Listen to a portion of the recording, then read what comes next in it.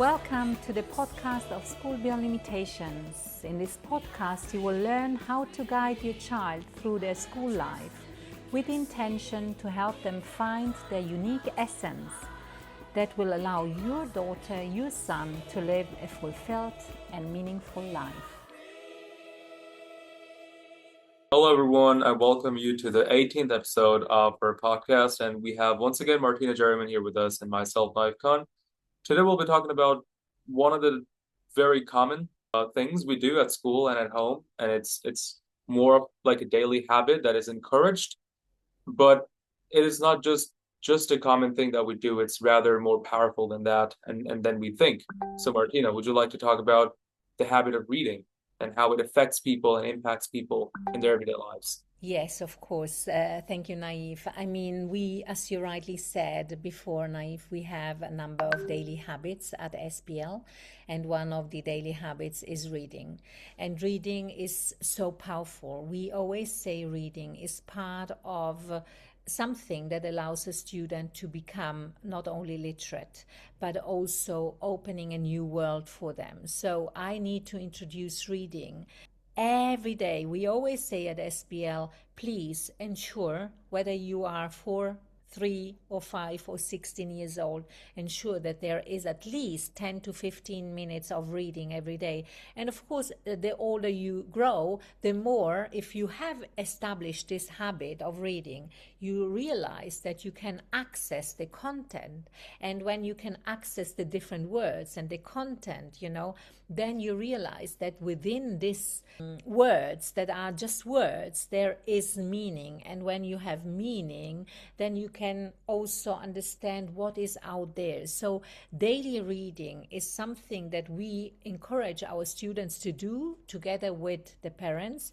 Yesterday, for instance, we had a parent evening on the topic of reading, because we really need the partnership with the parents, because so that the children, especially if they are younger, and when they are older as well, but if they are younger, that they are exposed to daily reading, because it's easy, if I'm not able to access what is in front of me, then I will lose interest. While if I have access to it and I can really understand what is within the books, and that ignites a curiosity, because one main aspect for learning is keeping the curiosity really always, like giving that the most attention, because if I'm curious about something, then I will not stop. I want to find out more, and this is what we aim to happen. And what does that mean? That doesn't mean that it comes naturally. Reading doesn't come naturally. Reading is something that needs to be trained. I need to be able to read, right? And I can't just read automatically. I need to be exposed and need to learn how to decode the words and how to understand the words, so that I can also understand the meaning of what the words actually want to say. And that's why what can be done, we said yesterday, please read out to your children when they are very young. Read with them. And with the older students, I made the example that, we constantly read as a family. And when you are grown-ups, then you talk about the respective books. And then you start, just recommending a book to your son or to your daughter or to your husband or to your wife. And you talk about the content. And then you read this book. And after having read the book, you say, wow, I didn't think of this. And new, as I said before, something new happens. But this means training. This means time. This means really understanding that the daily reading is not just a byproduct. It's something that we need to build up. And if you've been in this context, of SBL for a long time, so what did the daily habit of reading bring to you? Did it show you something as a student? What would you say? Yeah, I think it's one of those daily habits which is often taken for granted, I would say, in most cases, because we just tend to think it's just the book is there for our intellectual understanding, but it's much more than that because for me, what I like a good combination and a balance of audiobook and reading a book because both of them help you understand how the words are put into play and put into practice, and both of them give you an understanding of how human brains work. Because as you grow and as you step into the world of engagement and socialism, and you try to connect with people and you get into the let's say the adult world, it's oftentimes not as straightforward as when we were kids, that someone would just go and ask for something or tell you something, and it's very straightforward, it's very simple. Rather, they try to use words which are coded, as you mentioned, which are, I don't know why adults do this, but it's just how the world works, and you have a lots of different ways of connecting with people, and you got to understand. And reading also gives an intuition of and the anticipation. When we read, we anticipate what's going to come next, and we get an intuition. Like this might be focused on the very specific words, and these skills and these practices help you develop the understanding when you're acting a news paper or listening to someone hinting some things. It's just easier for you to understand them, and that eventually helps you to develop this understanding of how you would react to certain things, what are the necessary steps you should be taking. So I think for me, reading and audiobooks and things like that are a part of the soft skills that we are lacking and we are losing these days because of all the need specific skills that we learn for surviving in the society and the reality today. But these are the soft skills are always necessary. I mean, we cannot just have a very specific skill and go into the work field or go into the real world and survive and excel. I have to have those soft skills, which are basically directly or indirectly a part of our human self. Because without communication, without learning to understand, without learning to get that intuition feeling, it's really hard that the right direction. Because when you're just within yourself and not exposed to outer intellects or not exposed to outer knowledge or outer perspectives, it can be really difficult to build your own, I wouldn't say right or wrong, but own feeling or understanding, which is something that will direct you towards the right path. So I think, yeah, reading should be encouraged. This is also a practice that comes from school, that comes from families. And I think we have over the several episodes mentioned over and over again how necessary and important it is for families to come together and be a part of their children's learning. Because oftentimes these days, unfortunately, because of how the societies are designed, because of how the economy is, I get it, it can be hard and difficult for many families to just be there for most part of their childhood for their kids, because they both have to either work or they're busy with other things. But even having a little amount of time with your kids and giving them the right practice, instead of just giving your child a phone to make them eat something, which is very common, especially where I live, and you see it happening more. Instead, just read something to them and then get them to eat the food or do some things, or even like a bedtime story. Bedtime story has been a part of my life, and I think for most kids, but I think this is losing. When I go and I see a kid, it's mostly they're either playing a video until they fall asleep and get tired.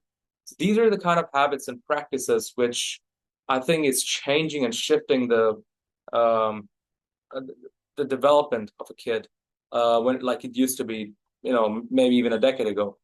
So I think we need to bring back these soft communication skills. We need to bring back these practices where books are being read, stories are being told, words are being played, and you're being a child or a kid is being asked to say something of their own, and then the word games we played and things like that. I think those are very, very necessary upbringing practices. Absolutely, and you just mentioned something, which is also happening, all over the world, that the book has been replaced by devices and video games, as you mentioned. And I think we need to become very mindful about that, because if we pass on the power to devices, then our children will not be able to access, independently something. That's why at SPL, we really pay so much attention on, although being an online school, on reading, and we always preach. It's not reading. Of course, we read also online articles and stuff like that, for sure. But on top of having, just we want students to have their physical books, and it's not a paperback book or whatsoever, in the sense of what the class is reading. We can also have class reading books, of course, but it's about encouraging each student to have the book that they really are interested in. And that drives again, and ignites, as I mentioned before, the curiosity. And we shouldn't underestimate that. If I'm curious, yesterday there was, one parent who said, I can't believe it, through the encouragement of the facilitator, the student now started to see, how beautiful reading can be. A student who refused reading to start with and now can't stop reading. And, the parent said, I mean, it's getting expensive, but this is well invested money, because this is something that forms you as a person. That's why it's so important. And you do not, you also mentioned intuition before. When we are reading, not everyone likes the same books. We have different tastes, we have different interests, different kind of ideas and dreams. But if we read, and when we read, then our intuition basically aligns with what we read. You also mentioned about all the knowledge that is out there, and where my intuition meets the knowledge that I'm reading, when there is the meeting point, and then I understand, okay, out of this I have a new question, I would like to understand more about this and that, then we are on a journey where I wholeheartedly then want to open up more and get more books, as this parent said yesterday, and when we are reaching that, then we have a foundation for different perspectives, different conversations. And you also mentioned an important aspect. It's about time of parents. And I think if we have children, it's like if we decide to have children, sometimes it happens also, of course, but usually we want to, our children to come into our lives. If we have children in our lives, of course, we take care of these children by also investing time, quality time. And you mentioned something about using the device to make them eat. I mean, that's something where I say, oh, stop, hold on. We don't want them to eat by being distracted. We don't want them to read, to play games by being just distracted and, sucked into something. We aim, and that's an important aspect to be aware of, that in intuition, and when we feel that there is curiosity, then I feel alive, and I need to, as a parent, let's make time. We are not talking about 24 hours all the time of reading. We are talking about dedicating some time. Bedtime story. The bedtime story is such an important, crucial moment of connection, of reading together, and of growing in this, and then establishing this habit of reading. I'm reading every day before falling asleep because it's become a habit, and I think that's what needs to happen, that we become mindful. We don't want a child to eat because it's he or she is distracted or they are distracted. We want them to eat and understand what they are eating so that they are mindful. And reading is the same. Let's make space and time, and let's see how many different ways of recommendations of books are out there, and there is something for everyone. If I'm walking into a bookstore, this is a treasure. This is a gift, or a library. I mean, I was always fascinated by libraries, and I don't think that there is any child, if, exposed to books from early on, who would not say, I'm not fascinated by a library, that offers so many different books, magazines, name them. And of course, also digital possibilities nowadays. But today it's about reading. And I really would like to emphasize this. Let's establish that, because this is also establishing the habit of doing something on a daily basis, and of understanding, if I do something on a daily basis, then I grow as a person, and my intuition can also, see that my intuition has something to connect to out there in the world. And also one of the other things it develops, it's patience, which I think a lot of people, especially from my generation to generation after, do not have, because we have, as you said, we have access to all the knowledge in the world now. It's just one click. You go Google it, or you use the AIs, and you have the information right exactly what you need. But I think this also leads to having a lot of misinformation, because when you do not know the context of something, you just go on to look for a very specific result or an answer, most likely the answer you're looking for. I think this is what gives you the wrong information, and the wrong bias comes from there, because oftentimes we're picking sides, like, I like this country, I don't like that country, that country is bad because it's putting war, that country is bad because, I don't know, they're not doing good trades.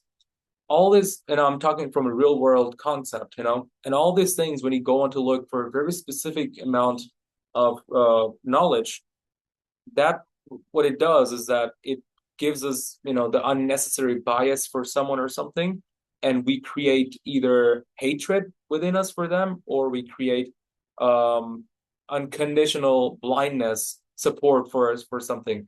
And that, I think, is a very dangerous turn when you actually look at it this way, that a simple discipline and a simple practice can actually lead you towards danger eventually, because the patience is gone, the understanding capability is no longer there. You cannot decode the words, as you said, and it's always like listening from others' perspectives, and the written words are always believed, which also, I think, as a reader, you should be mindful what you're reading and how much you should be trusting what you're reading. I mean, of course, as a reader, you will be exposed to a lot of the misinformation. You read it, and once you develop that habit, you know that whether this is to trust, or whether this is to doubt and look even more in depth, or whether this is to, I don't know, there is something hidden behind it. So you understand, because every reading or every writing from a writer that you read is their ideology, is their perspective. So once you can actually access to people's mind through reading, that's when you know where they're coming from and what perspective to have. So I don't see reading as necessarily only a reading thing. Like, it's a good practice, it's a good discipline course, but I also see that putting into practice in real world, in the reality that we live in, and it's harsh, it's brutal. I mean, people try to influence you and manipulate the data, put the perspective that they like. It's like spread propaganda. So once we're exposed to things like this from early on, I think it's easier for us to cope in the mechanism of the real world afterwards. Naive, I think I would like to thank you for this, because I completely agree that, this understanding of being patient, and reading different books, different articles, different inputs from lots of different resources and sources, that allows me to establish this open-mindedness and this non-judgmental understanding, and understanding, okay, what is now, it's not even about wrong or right. It's about what makes sense to me, by understanding that I put myself into the shoes of the author. Do I think the same. And as you rightly say, if I'm reducing it to artificial intelligence that is based on algorithms, on the basis of what I'm interested in and of what I'm searching on the internet constantly, then I know that the output of the artificial intelligence is tailored for myself, and it's biased. And exactly, everything is biased, as you rightly say. But that's where the intuition, what you also mentioned before, comes in, right? I intuitively feel, okay, is this something and which is biased or not? And I can be mindful about it. And the more I read, the more I'm exposed, the more I'm creating or building this resilience within myself and this patience within myself. Okay, let's now really, there's a word, I mentioned this last time, I think already, the word Ubuntu, right? In the South African culture, Ubuntu. What I see in you is what I am, basically, right? So basically, let's put myself into your shoes and I understand. And the more I read, the more I open the horizon, the better it is. So basically, the importance of reading, I would say, I think we have now really tried to extrapolate a number of important things on becoming literate, on being able to, to converse and to open our knowledge, of being able to understand that intuitively we know where to which point we are attracted to what, and that there is a big world out there, and that this also allows me to, what you said, to being mindful at the end of the day, and to being understanding that what I'm reading is just one part of reality, that we need to be open-minded. But reading is a habit, a routine that allows me to become and to be the conscious leader at the end of the day of my own life and of the life around me. So I think the invitation to everyone, read, read, read. Invite your child to read. And there's no need to read all day long, if you want to, of course, but do it on a daily basis. And then you see how rich everything is and how this can create, be connected with your own creativity then. Yeah, and I think it also keeps them in the loop of their life and helps them be present in their own realities, and then also be mindful of what led to their present and what's coming in the future. Because oftentimes when you read, let's say in this case, when you read articles and you read like an event took place in a specific part of the world, that is not just an event that just happened one day automatically. We wake up and it's just there. Something must have developed over time for that event to take place. And I think this is very important. When we read history and when we read the current news, we try to connect both so we have an understanding of what led to my present, how to make the best out of this present, and then what's coming. We have an anticipation, as I said, of what's coming in the future, and we are in charge then to shape the future. But if we try to, make a new future out of just what we see now, I think that's a wrong move, because that's when people fall into traps. People fall into, misinformation or misleading, or they just, create, as I said, create this biasness. So it's very important that you connect your past to the future, make the best out of the present. Thank you, Nayeef. And I think we have made a point today. And let's come to an end, and let's just ignite in every person this wonderful, beautiful wish that books are beautiful. All right. Yeah. Well, keep reading and make your children read. You read yourself. And hopefully we'll see each other in the next episode. At School Beyond Limitations, we support our students find their unique essence. Feel free to share the content of this podcast with other parents. We are here to show that your children can, indeed, bring their unique essence into life. So, reach out to us if you think that this is what you'd like your daughter, your son to experience, or apply through our website. Also, leave your comments, your questions, or your review about the podcast. Share it with others. And as you know, sharing is caring.